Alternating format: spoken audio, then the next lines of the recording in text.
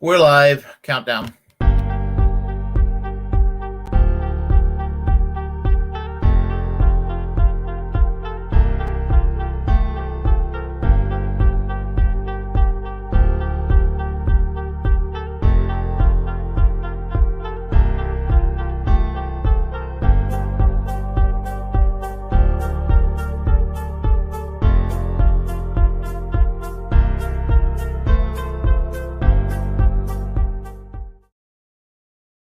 Hello, I'm Willie Bragg. Welcome to another edition of the Willie Bragg Show. And I would like to ask you a question. What if there's a scenario in the year 2024, in the coming election in the United States, where it is a battle royale and you have a Democratic primaries with Pete Buttigieg getting the Democratic nomination and Marjorie Taylor Greene getting the Republican nomination? What happens when you see such a scenario? Well, you know my position on Marjorie Taylor Greene. I mean, it ain't no secret how much I despise this woman. And I do think she's the American embodiment of fascism in America. I mean, she is. She really is. I mean, she is a racist. I mean, this is not hyperbole. I mean, she's an anti-Semite. She's a homophobe. I mean, she's a transphobe. I mean, she's anti-immigrant. And she's a conspiracy nut. And she is a violent insurrectionist that wants to murder her political opponents. And she should be removed from Congress, and actually, in my opinion, she should be behind bars. I'm probably the weirdest person in America because I think she should be behind bars, but I also think she should keep her Twitter account. So I think she should tweet behind bars. Isn't that weird? I guess I'm a weird person like that. So where do I stand on Pete Buttigieg? He's a neo-corporate centrist. Bland, stand for nothing. He's smart, good-looking politician who stands for nothing. He's basically Obama II. He's America's Justin Trudeau, or he's America's Emmanuel Macron, whereas Marjorie Taylor Greene is arguably America's America's Marine Le Pen, but dumber. So there you have it. And that leads to the French election. France had, I believe it was April 10th, the French had the first round of elections. They had several, they have a list of parties to vote from. And with their list of political parties to vote from, the two top contenders has a runoff where they face each other. It's actually a better system than what we have here. And in that regard, I think that's a good thing. The bad news is who's facing each other, because usually the choices are going to be better as a general rule.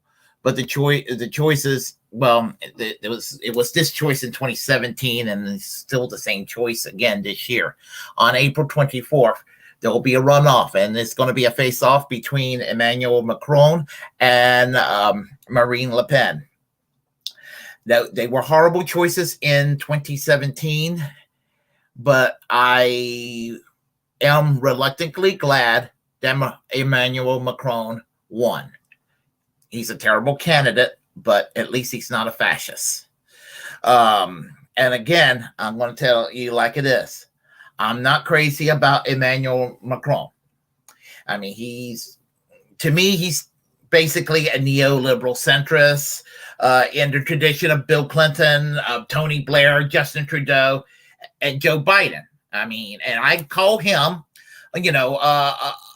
France's version of Pete Buttigieg. Sure. He's a former member of the center-left French Socialist Party, but he is now affiliated with the party called the Republic on the Move, which is a shitty centrist party, which is socially liberal, economically all over the place, centrist, kind of like the Democratic Party is today in the United States. just kind of a corporatist political party that's kind of corrupt. And it's sort of, kind of, to me, that's what the Republic on the Move is in France. So, that political party has no appeal to me. If I lived in France, I'd be sympathetic to the French Socialist Party. He's facing Marine Le Pen with National Rally.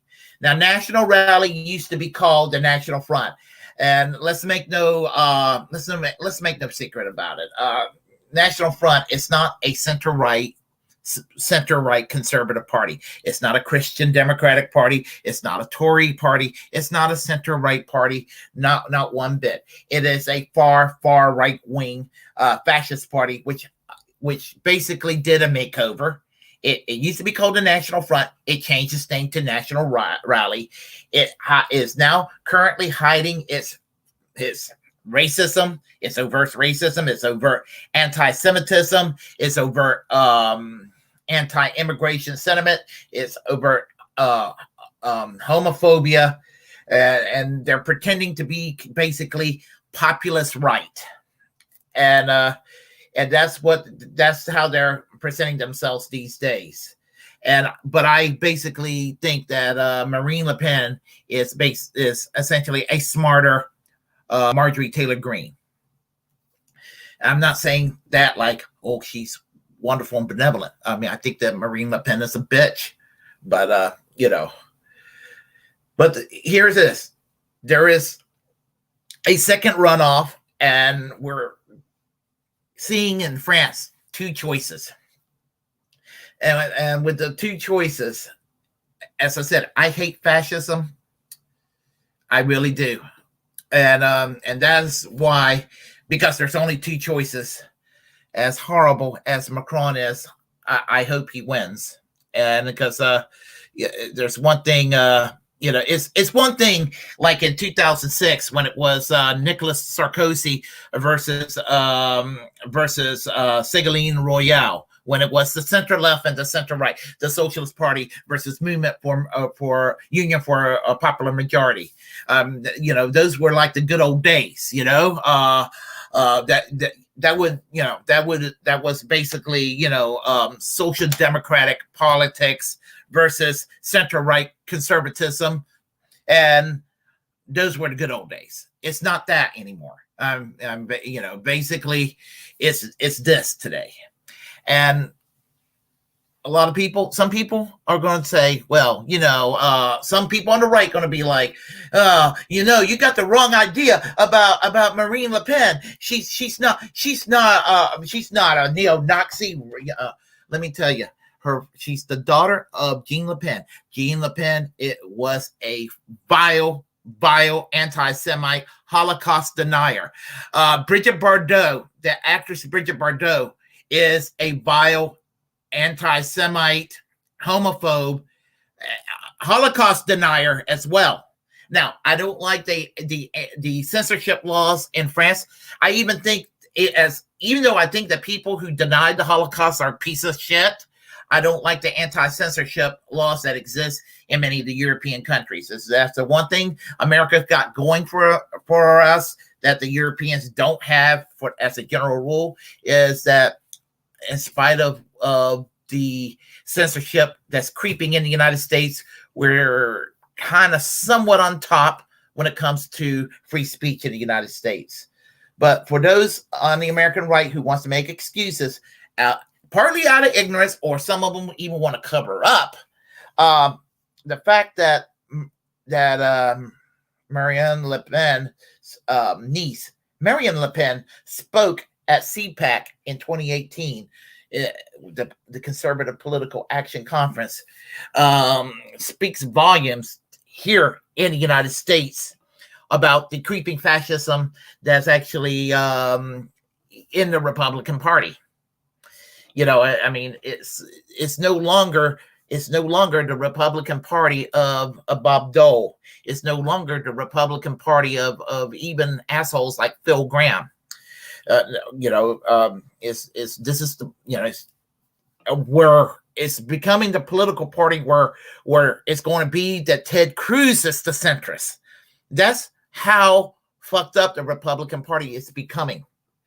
And as I said, I mean, you got Ron DeSantis in Florida that wants to basically give political immunity to people who run over protesters in Florida, for example, that sort of thing. Son of a bitch is thinking that claims to be for free speech wants to go and ban people from saying the word gay in the public schools and banning math books because they think that there's sneaky critical race theories in those math textbooks. I mean, this is the kind of mentality we're dealing with. I mean, first there's this, and then they keep pushing the envelope. Tomorrow it's going to be the same kind of shit that you're going to be hearing, that you hear in France from the people like Jean Le Pen and his daughter Marine Le Pen. But for the people of France, I hope that the people of France reject Marine Le Pen. I hope they do, and for the French people, when it comes to trying to find an alternative to the authoritarian right, the alternative is not bland neoliberal centrism that